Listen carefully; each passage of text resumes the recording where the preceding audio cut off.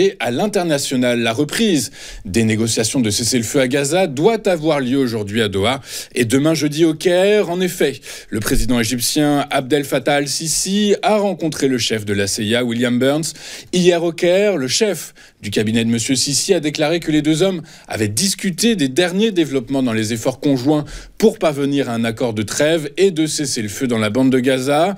Pour autant de ça, l'armée israélienne a annoncé hier poursuivre son opération antiterroriste dans la ville de Gaza, où une campagne de famine ciblée menée par Israël entraîne la mort d'enfants selon des experts des droits de l'homme de l'ONU. Je vous rappelle qu'en date du 9 juillet, le bilan de cette guerre est le plus meurtrier que la zone ait jamais connu.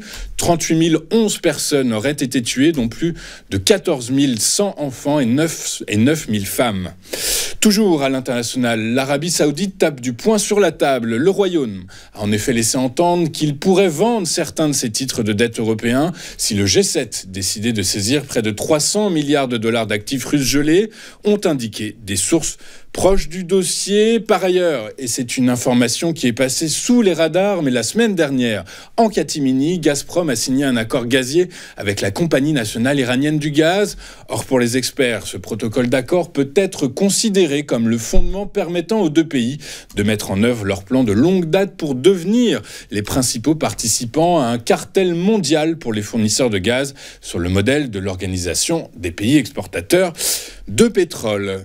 L'économie américaine n'est plus en surchauffe alors que le marché du travail se tend. C'est en substance le message du président de la Réserve fédérale américaine, Jerome Powell, lors du discours inaugural de son rapport semestriel devant la commission financière du Sénat. Nous sommes bien conscients que nous sommes désormais confrontés à des risques à double sens et que nous ne pouvons plus nous concentrer uniquement sur l'inflation qui reste néanmoins supérieure à l'objectif de 2%, a-t-il déclaré. En effet, les gouverneurs de la Banque centrale américaine tentent de trouver un juste équilibre entre deux risques. Le premier est qu'ils assouplissent trop lentement leur politique monétaire et que l'économie s'effondre sous le poids de taux d'intérêt plus élevés, provoquant alors une forte hausse du chômage. Le second risque est que des taux plus bas, des taux très bas relancent l'activité économique et de surcroît permettent à l'inflation de se stabiliser au-dessus de l'objectif défini par la Réserve fédérale américaine. Je vous rappelle que l'inflation est tombée en mai à 2,6%, en baisse par rapport aux 4% du même mois de l'exercice précédent, mais c'est toujours au-dessus de l'objectif de 2% de la Fed. Quant au marché du travail, bien qu'il ait créé en moyenne 200 000 emplois par mois depuis le début de l'année, le chômage a lui légèrement augmenté, passant de 3,7% en décembre à 4,1% en juin. Je vous rappelle que la prochaine réunion de la Fed est programmée les 30 et 31 juillet prochains. Les agences de notation tirent la sonnette d'alarme après Standard & Poor's en mai dernier qui a dégradé la note de la France au motif que l'aggravation du déficit public pourrait être bien plus élevée en 2024 qu'initialement annoncé. C'est au tour de Moody's de s'inquiéter. L'agence de notation a prévenu dans une note publiée hier que l'abrogation de la réforme des retraites et une baisse de la volonté gouvernementale de faire des économies pourraient avoir un impact négatif sur la notation de la France. L'agence a par ailleurs averti que les perspectives du pays pourraient être abaissées de stable à négative si elle observait alors une détérioration plus importante de la capacité des finances du pays à supporter la charge de la dette par rapport à ses homologues européens, voisins européens qui s'inquiètent eux aussi, notamment si les distances sont prises avec l'Europe.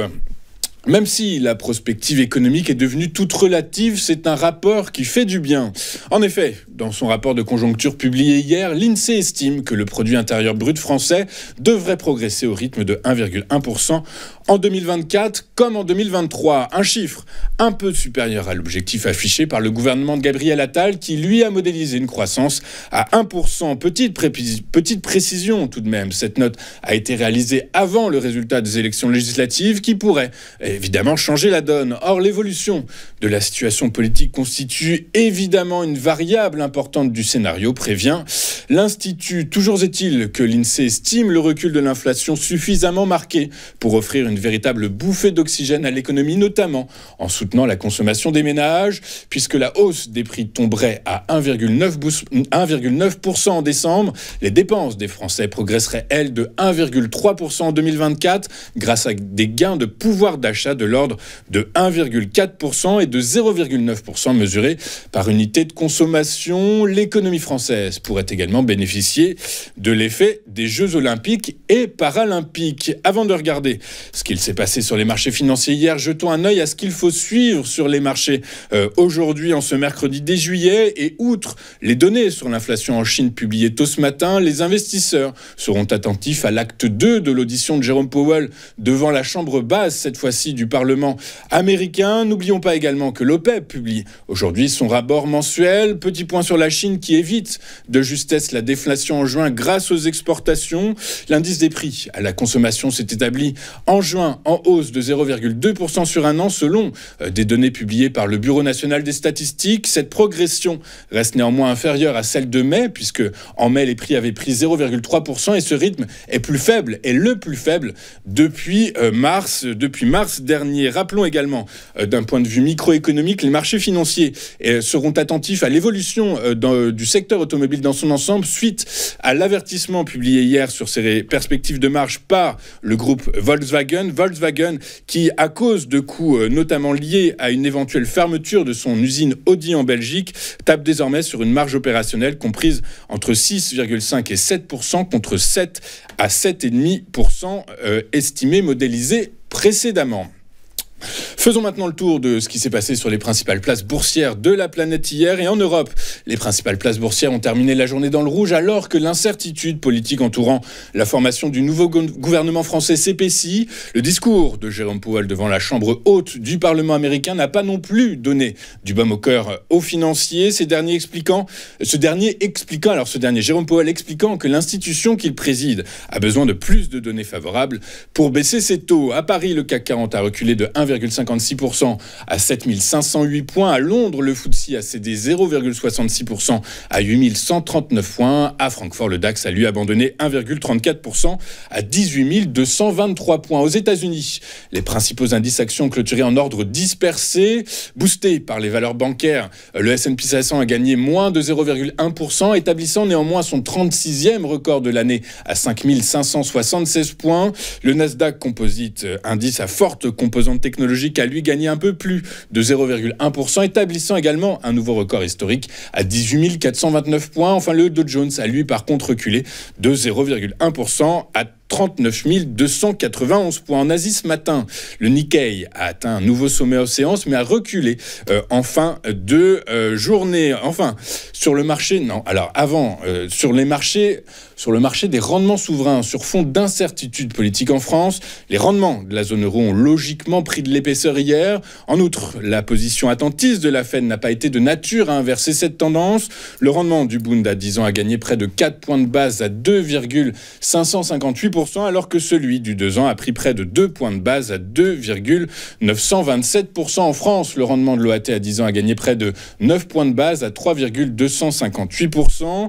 Le spread, ou l'écart de rendement entre les obligations françaises et allemandes à 10 ans, c'est lui épaissi hier à 69 points de base. Aux États-Unis, à l'heure de la clôture à Wall Street, les rendements du Trésor ont augmenté après le discours du président de la Réserve fédérale américaine, Jérôme Powell. Le rendement des obligations à 10 ans a clôturé à 2,297% contre 2,267%. La veille, enfin, sur les marchés pétroliers, les prix ont cédé du terrain hier après le passage de la tempête Beryl qui a fait moins de dégâts que redouté sur les installations pétrolières américaines et après des propos, comme nous l'avons vu, encore très patients du patron de la Réserve fédérale américaine quant à l'évolution de sa trajectoire des taux. Le prix du baril de Brent de la mer du Nord pour livraison septembre a reculé de 1,27% à 84,66 $ l'unité. Quant à son équivalent américain, le baril de WTI pour livraison août, il a lui cédé 1,11% à 81,41 $ l'unité. Nous allons marquer une toute première pause dans cette édition du 10 juillet 2024 et juste après, nous retrouvons David Furcage et son chrono-CAC revisité à la sauce iWave. À tout de suite sur Téléfinance.